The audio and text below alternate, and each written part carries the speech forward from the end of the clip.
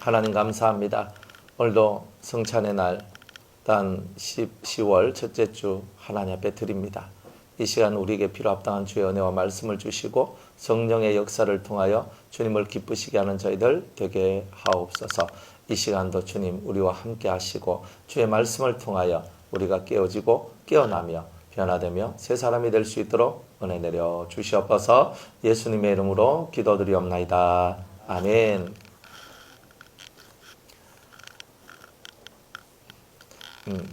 하나님께서 우리에게 주신 말씀 중에서 제일 소중한 말씀이 뭐냐면 너는 내 아들이다 하는 거예요. 아들, 자식이라는 거죠. 그러니까 우리가 이 땅에 살면서 자식이 되었기 때문에 하나님으로부터 받는 복도 있고 징계도 있어요. 근데 그 징계가 왜 오느냐면 남의 자식 같으면 징계할 필요가 없죠. 왜? 그 부모가 있을 테니까. 근데 내 자식이니까 내가 징계를 한다는 거예요. 그래서 오늘 이 5절부터 이 13절까지 있는 말씀은 영의 아버지께 징계받는 것은 우리에게 축복이라는 뜻이에요. 그러니까 가끔 우리가 잘 될 때는 기분이 좋잖아요. 신나고 와, 잘 된다. 야, 복이 있다. 근데 잘 안 될 때는요. 생각하게 돼요. 그래서 전도서 말씀을 보면 형통할 때는 하나님을 찬양하고 내가 고난받을 때는 생각하라. 이렇게 얘기를 하죠. 그러니까 하나님께서는 우리 성도들에게 원하시는 게 이거예요. 네가 축복받을 때는 형통할 때는 하나님을 찬양해라. 그런데 만약 너가 형통하지 못하고 고민이 많고 고난이 있을 때는 뭘 하라? 생각을 하라. 그럼 왜 하나님은 생각하라 그럴까요? 우리는 기도하라 하면 제일 좋잖아요. 근데 기도하기 전에 뭐부터 하라는 거야? 생각부터 하라는 거예요. 왜 내가 이 험한 일이 내게 다가왔는지, 왜 내게 이런 징계가 다가왔는지, 왜 내게 이런 어려움이 다가왔는지, 이걸 생각하라는 거예요. 어떤 청년이 이제 대화를 하는데 이렇게 얘기해요. 목사님, 저는 하나님을 찾고 하나님을 구하고 막 하나님께 정말 최선을 다해서 이렇게 했는데 하나님은 왜 저한테 아무 말씀도 안 하시고 왜 저한테 아무것도 보여주시지도 들려주시지도 하나님을 체험케도 안 하시고 왜 그렇게 하시나요? 라고 이제 묻습니다. 그래 제가 그랬습니다. 하나님께서는 절대 우리가 하는 이 모든 일에 우리가 하는 그 모든 것에 대한 답을 우리가 확실히 주시고 또한 우리가 하나님 앞에 진심으로 기도하고 간구한 내용에 대해서는 하나님께서 반드시 응답을 하신다. 하지만 만약 기도를 한다 할지라도 당신 마음속에 원망의 마음으로 하나님 앞에 기도를 했다면 하나님은 그것은 들어주시지 않는다. 왜냐하면 원망이라는 것 자체가 이 손에 피가 묻어 있는 것이기 때문에 내가 다른 사람에게 원망을 하든지 다른 사람이 나한테 원망을 하든지 내 손에는 다 피가 묻혀져 있다는 거예요. 그런 기도는 하나님께서 받지 않으신다. 그래서 당신이 하나님 앞에 기도했을 때 이 마음속에 원망하는 기도가 나왔었다면 하나님은 틀림없이 그 기도를 받지 않으셨을 것이다. 나를 돌아봐 주세요까지는 괜찮은데 나를 돌아봐 주세요. 왜 안 돌아봐 주십니까? 그러면서 막 소리 지르면서 하나님 앞에 어떤 사람은 쌍욕도 하고 어떤 사람은 또 막 삿대질하고 어떤 사람은 막 하면서 막 이렇게 하나님 그러면 안 되지요. 그거 뭐 이렇게 하는 사람이 있는데 하나님 그 기도 안 받는다.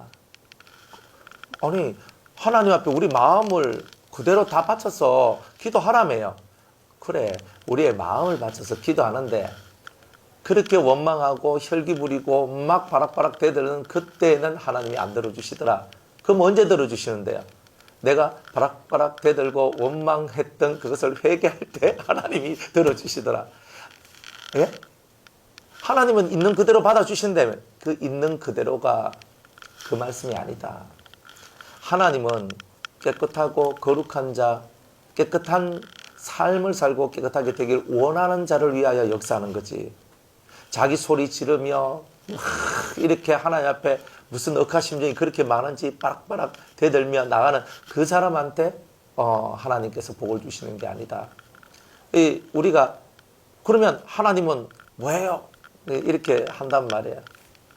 하나님께서 이 땅에 큰 연단의 섭리를 베풀어 주셨는데 다 자기를 깨닫도록 하는 그것을 베풀어 주신 것이다. 억울한 일 당해도 너는 하나님 앞에 기도하고 너가 때로는 뭐 이렇게 좋은 일을 당해도 하나님 앞에 감사하고 네가 힘든 일을 당해도 네 자리를 지키고 너의 길을 걸어가고. 그게 다 뭐냐? 너가 하나님 앞에서 너의 마음을 지켜나가는 훈련을 받는 것이다. 이런 거예요. 그런데 그런 훈련을 받는다는 것하고는 전혀 상관없이 자기 자신한테 묶여져 있을 때는 하나님 앞에 원망이 가는 것을 제가 봤어요. 자기 자신한테 묶여 있을 때는 원망이 가요. 우리가 하는 많은 기도 속에 보면 잘 될 때는 원망이 안 나와요. 그런데 우리가 힘들고 어려울 때는 꼭 원망이 나와요. 왜? 꼭 이스라엘 민족같이 광야길을 돌아다니는데 광야길이 너무 험난하고 힘이 드니까 왜 하는 것처럼 우리들도 살아가는 게 힘들면 왜가 나오는 거예요. 근데 그 왜만 나오면 괜찮은데 그 왜 속에 뭐가 들어있냐면 원망의 마음이 들어가 있다는 거예요. 그래서 하나님께서는요, 하나님이 거룩하신 하나님이기 때문에 그 자식들도 다 거룩한 당신의 백성 되기 위하여서 이제 하나님의 선한 가르침과 인도가 있는데 거기에 따라서 사람들이 막 하나님께 대적하고 이렇게 거역하고 나오니까 하나님께서 그러한 그들에게 징계를 이렇게 허락하시더라. 징계란 것은 뭐냐? 깨닫게 해주시는 은혜가 징계다 이 말이에요. 징계라는 게. 여러분들 부모가 내가 자식한테 매 한 번 안 든 분 계세요? 매 한 번 안 들었다. 아주 축하합니다. 네. 자식이 잘 클 수 있으면 좋겠습니다.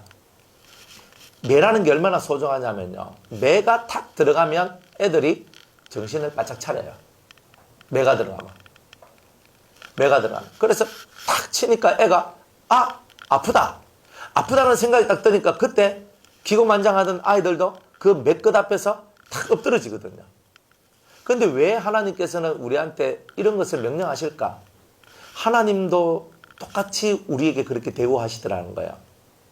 우리가 이 교만하고 뇌가 높아질 때는 하나님께서 우리들을 꺾어내시는데 매를 들고 탁 후려치니까 우리가 하나님 잘못했어요 라고 하면서 두 손을 높이 들게 되는 일들이 나오게 되더라는 거예요.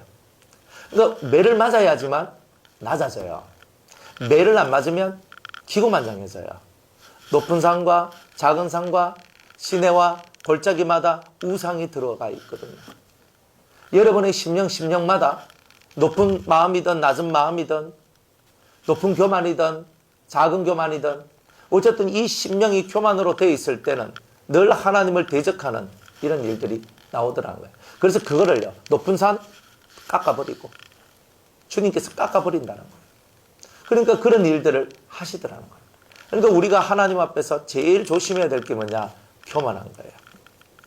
이제 예레미야서를 제가 어제 쭉 읽으면서 모압 족속에 대해서 하나님께서 심판을 하시는데 왜 모압 족속에 대하여 심판을 하시는가? 가만히 읽어보니까 교만하더라는 거예요. 얘네들이. 그런데 다른 민족을 심판하실 때도 주님이 왜 심판하나라고 보니까 교만하대요. 그러니까 하나님께서 이 교만한 사람들은 다 대적을 하신다는 것을 볼 수가 있어요. 하나님을 의지하지 않고 자기를 의지하는 것은 교만입니다. 하나님을 바라보지 않고 사람을 바라보는 것도 교만입니다. 하나님께 엎드려지지 않고 세상에게 엎드려졌으면 이것도 교만입니다. 우리는 교만이란 말이 내가 뭐 억시 잘나가지고 올라야지만 교만이라고 생각하십니까? 절대 그렇지 않아요. 하나님 외에 다른 것을 찾고 하나님 외에 다른 것이 내게 복을 준다 생각하면 그게 다 교만입니다.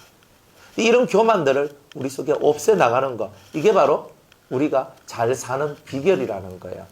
그래서 가끔 한 번씩 하나님께서 우리를 쳐서 우리를 복종케 하실 때 감사함이 나오는 거예요. 하나님 감사합니다. 제가 당신의 자식이라는 것, 제가 당신의 아들이라는 것을 알려주셔서 감사합니다. 이 참 감사하거든요. 어제 어떤 아이가 목사님 아직 수술 안 했어요? 뭐 이렇게 하는 거예요. 야, 월요일날 하거든. 월요일날 해요? 그러면서도 이야기하는 거야. 목사님 예수님한테 뭐 잘못했어요?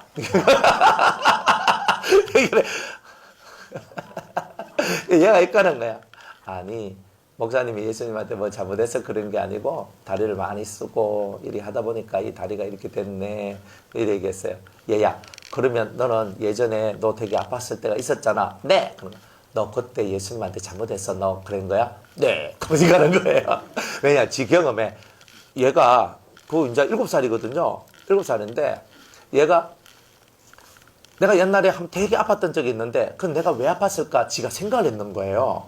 생각을 했는데 내가 아픈 이유가 뭐냐면 내가 부모님한테 막 대들고 하여튼 막 이렇게 안 좋은 행동을 했는 거예요. 하니까 지가 그때 막 호흡곤란이 일어나고 막 하면서 저한테 와가지고 목사님 저 내일 아침에도 제가 살아있을까요? 하면서 애가 막 익혔단 말이에요. 조만한 애가. 그래 이제 그런 것을 바라보면서 사람들은요 징계를 받게 되면 제일 먼저 생각하는 게 뭐냐면은 이거 예수님이 내한테 말씀하시는 건가? 생각을 하죠. 다 생각을 합니다.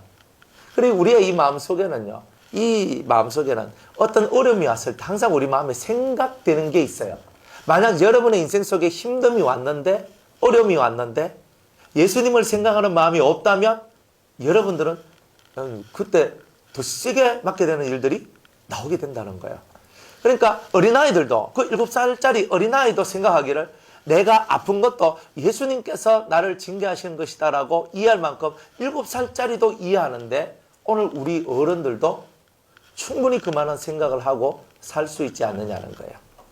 그리고 저와 여러분들이 하나님이 우리에게 주신 이 모든 징계는 우리를 사랑하기 때문에 주시는 것이다. 이런 겁니다. 그리고 사람들은 하나님을 오해해요. 본인들의 죄와 본인들의 악, 본인들 속에 있는 잘못된 것은 생각지 않고 하나님이 나를 이런 마음을 가지는 게 많다 이 말이에요. 절대 하나님은 그렇지 않습니다. 하나님은 우리가 어렵고 힘들 때마다 우리를 건져주시고 도와주시는 거고 우리를 살피시고 우리가 똑바른 길을 걸어갈 수 있도록 우리를 이끌어주시는 분이 바로 우리의 하나님이시라는 거예요. 그러니까 우리는 그런 하나님, 그런 주님의 은총을 바라보며 오늘도 내가 징계받는 것은 은혜로다. 이렇게 생각하며 저와 여러분들이 나아가야 된다는 거죠. 5절 말씀 한번 읽어보겠습니다.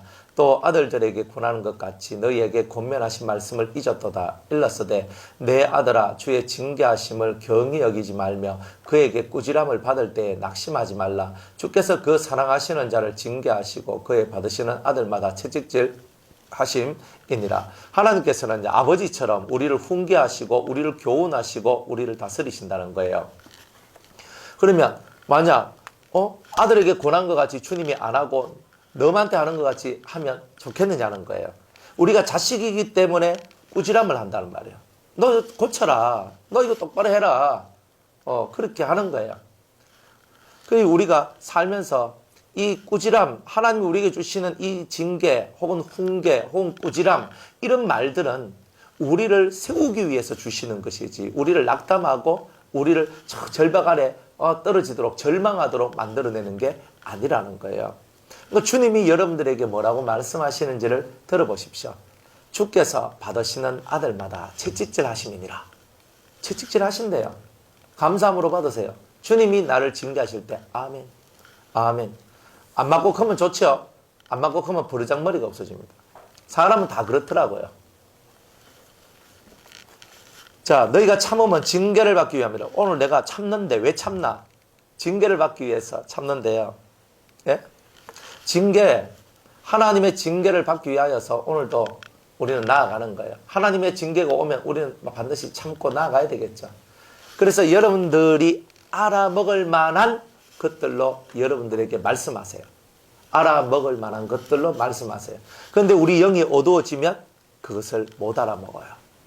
그러니까 그것을 못 알아먹는 이유가 뭐냐 하면 내 영이 어둡기 때문에 주님이 우리에게 말씀하시고 주님이 우리를 가르쳐 주시고 주님이 우리에게 뭔가를 말씀하셔도 그것을 못 알아먹는 이유는 내 마음이 어두워졌기 때문에 그런 거예요. 그러니까 어두워지지 않는 이런 마음들이 저와 여러분들한테 있을 때에 어떤 징계, 어떤 훈계, 어떤 꾸지람을 받더라도 하나님께서 내게 주신 것이라고 이렇게 받아들일 수가 있다는 거예요. 징계는 하나님이 아들과 같이 너희를 대우하시나니 어찌 아비가 징계하지 않는 아들이 있으리요? 없죠. 아버지가 돼가 자식이 잘못된 것을 보고 가만히 놔두겠습니까? 부모가 돼가지고 자식이 엇나간 길로 가는데 가만히 놔두겠습니까? 가만히 놔둘 수가 없는 거예요. 근데 엇나간 자식이요 말을 잘 들어요?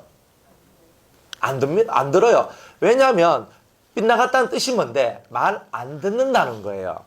그러니까 빗나갔을 때는요 아무리 말을 해도 말을 안 듣기 때문에 이제 몽둥이를 들고 때려 패기 시작하는 거예요. 그러면 몽둥이의 힘 아래 그 권세 아래 엎드러지는 거예요.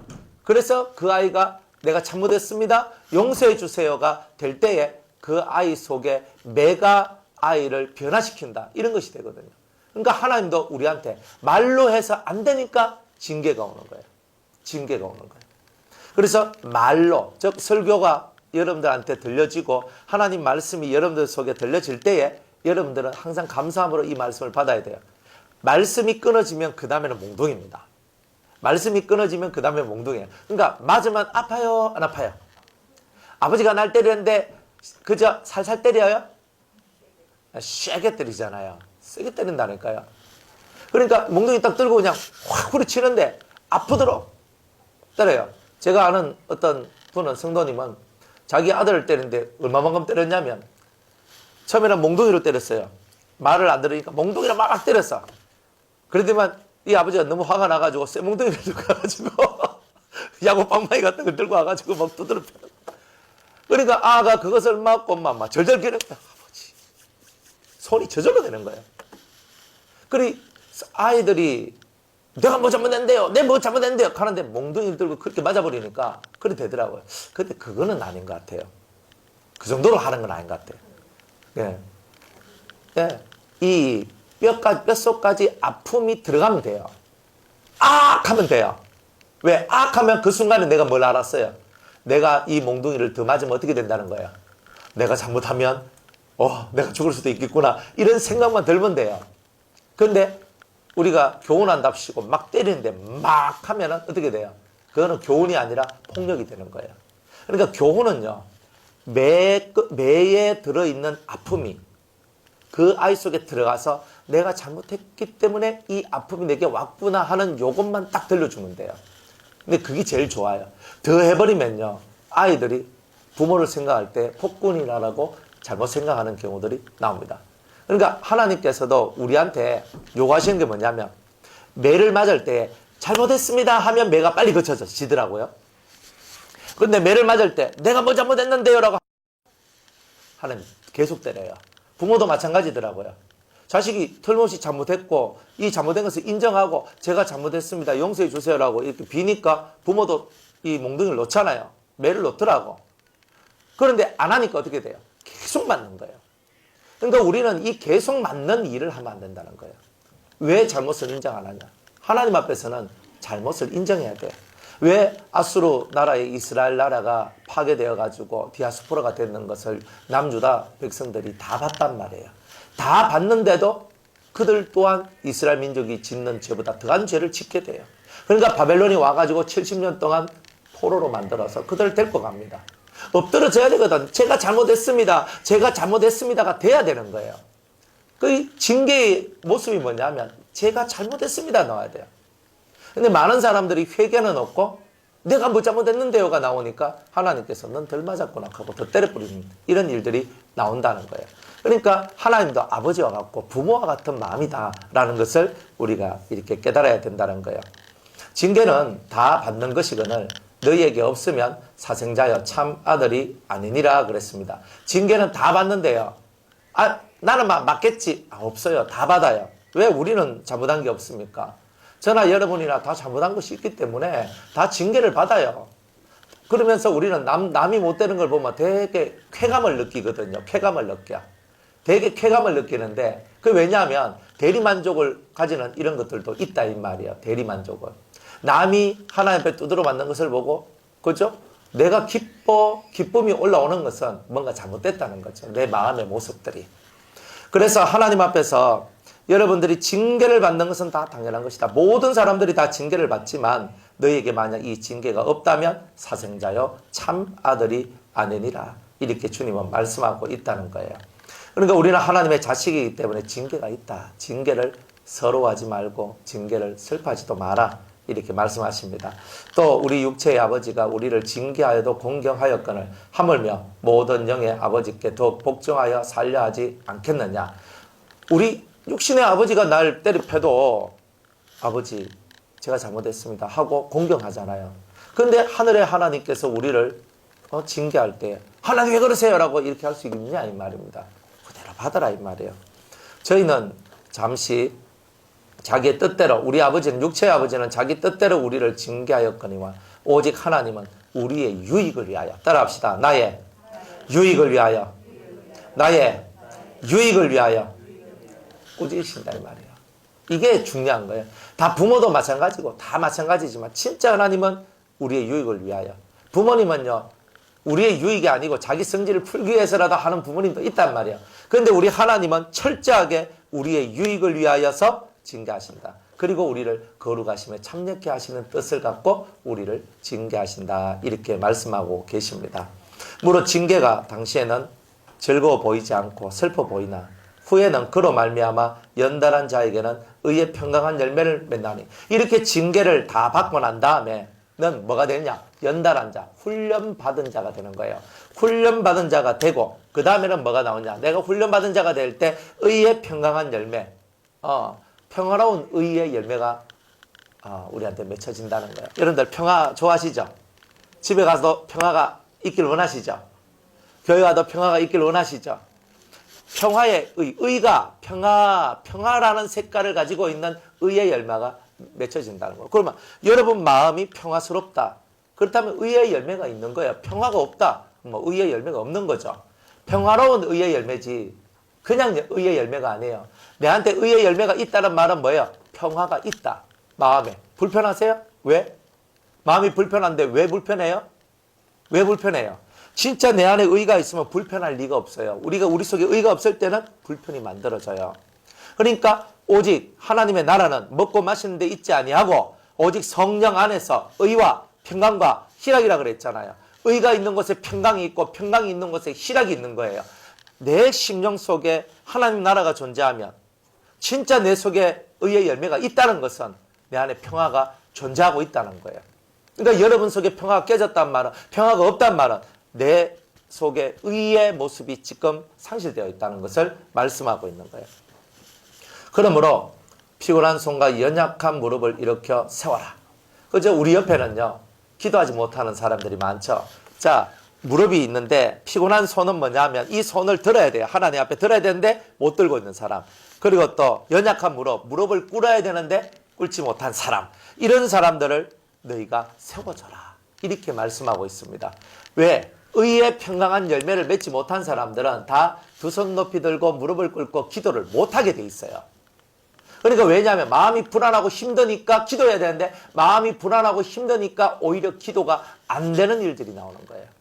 그러니까 여러분들이 하나님 앞에서 자기 자신을 바라보며 내가 지금 죄 가운데 있는지 아니면 의 안에 있는지 이런 것들을 살펴보는 이런 모습들이 있어야 된다는 거예요. 너희 발을 위하여 곧은 길을 만들어 저는 다리로 하여금 어그러지지 않고 고침을 받게 하라. 우리의 발걸음이 평탄한 발걸음이 되기 위하여서 길을 평탄하게 만들어야 된대요. 그죠? 제가 이렇게 무릎이 아파서 쩔뚝쩔뚝거리고 다녀보니까 평평한 길이 되게 좋습니다. 제가 제일 무서운 데가 어디냐면 계단입니다. 계단을 딱 할 때는 진짜 조심하거든요. 이게 계단을 올라갈 때보다 내려올 때가 더 힘들대요. 이 무릎 하중을 5배나 더 받는데요. 그러니까 올라갈 때는 사부작 올라가는데 내려올 때는 쑥쑥 내려오다 보니까 이게 막 그렇거든요. 평탄한 게 참 좋겠구나. 평탄한 게 좋겠구나. 그러니까 다리가 아파 보니까 평탄한 게 좋다는 것을 아는 거예요. 내가 안 아프면요. 뭐 3층이고 4층이고 뛰어 올라가면 되죠. 시작하면서 올라가면 된단 말이에요. 아픈 사람한테는 3층이 그죠? 300m 산과 같고 4층은 4000m 산과 같은 거예요. 너무 아프니까 힘이 드니까 이거구나. 그래서 모든 신앙생활은 하나님 앞에서 우리가 평탄한 길을 만들어가는 것이구나. 왜? 내만을 위해서가 아니라 다른 사람들, 이 두 다리가 시원찮아서 잘 신앙의 길을 걷지 못하는 사람들조차도 잘 걸을 수 있는 그 길을 열어주는 것. 그게 바로 우리가 하는 것이구나. 나만을 위해서가 아니단 말이에요. 신앙생활은. 우리 모두를 위하여서. 모두를 위하여서. 여러분들 모두를 위한 신앙생활이 얼마나 어려워요. 나 하나만을 위한 것이라면 대단히 이기적인 거잖아요. 그렇지만 나를 먼저 살리고 그 다음에 이웃을 살리기 위하여서 내가 고든 길을 만들어주는 거예요. 다른 사람의 편리를 봐주고 다른 사람의 연약한 것을 내가 받아주면서 그 사람들의 연약한 부분을 이해하면서 그분들을 도와주는 거예요. 그러면서 그분들이 신앙생활을 하는 모든 길이 평탄할 수 있도록 만들어주는 것. 그게 바로 우리가 걸어가야 될 은혜의 길이다. 연단 받은 사람과 연단을 받지 못한 사람의 차이가 뭐냐면 여기서 나는 거예요. 길을 평탄하게 만들어 주는 사람은 연단을 받은 사람이고, 길을 어렵게 가도록 만들어내는 사람은 연단을 아직 덜 받은 사람이다. 사람들도 마찬가지예요. 여러분들도 길을 어렵게 가길 원하십니까? 길을 쉽게 가길 원하십니까? 쉽게 가길 원하죠. 길을 쉽게 가려면 마음이 좋아야 돼요. 여러분들 마음이 괴로우면 절대 평안하게 곱게 잘 못 가요. 마음이 어지럽고 마음이 고통스러운데 잘 걸어갈 수 있을까요? 못 걸어갑니다. 그러니까 결국 모든 연단의 가장 중심은 마음을 의로 만들어내고, 의로운 자기 마음과 평안한 자기 마음을 만들어내는 것이 모든 연단의 길입니다. 그러면 어떻게 가야 되냐면, 한결같이 여러분들이 신앙생활 할 때 한결같이 자기가 앉아있는 그 자리에 앉아 있으세요. 그게 연단받는 훈련입니다. 자기가 앉아있는 그 자리에 앉아 있어야 돼요. 여러분들 어느 자리에 앉아 계세요? 자기 자리에 앉아 계세요. 여러분들의 그 자리가 여기 여러분들이 있어야 될 자리입니다. 가정, 교회, 회사, 뭔 어디 할 것 없어요. 내가 앉아있는 그 자리를 피곤해도 힘들어도 지쳐도 상해도 그 자리에 꼭 앉아있는 그 사람이 결국은 연단을 받게 되고 훈련을 받아서 자기를 성장시키고 자기를 복되게 만드는 사람이 바로 그런 사람이더라는 거예요. 그래서 여러분들이 저는 다리로 하여금 어그러지지 않고 고침을 받게 하는 이런 삶이 뭐냐, 징계를 잘 받은 자들이 만들어내는 삶이다 하는 것을 깨닫고, 이번 한 주간도 여러분들 자신만을 위하지 말고 타인을 위하여, 다른 성도들을 위하여 그들의 삶의 길이 고든 길이 될 수 있도록 만들어내는 그런 여러분들이 되시기를 주의 이름으로 축복합니다. 기도하겠습니다. 하나님, 우리에게 주신 말씀 부여잡고 이번 한 주간도 주님 주신 징계 잘 받게 하시고 주님이 주신 연단 잘 받게 하여 주옵소서. 그리고 우리가 고침을 받고 다른 성도들까지도 고침을 줄 수 있는 우리 모두가 되게 하여 주시옵소서. 오늘도 성령으로 함께 해주시기를 원하며 이후에 있을 우리 성찬식에도 하나님 함께하여 주옵소서. 예수님의 이름으로 기도드리옵나이다. 아멘.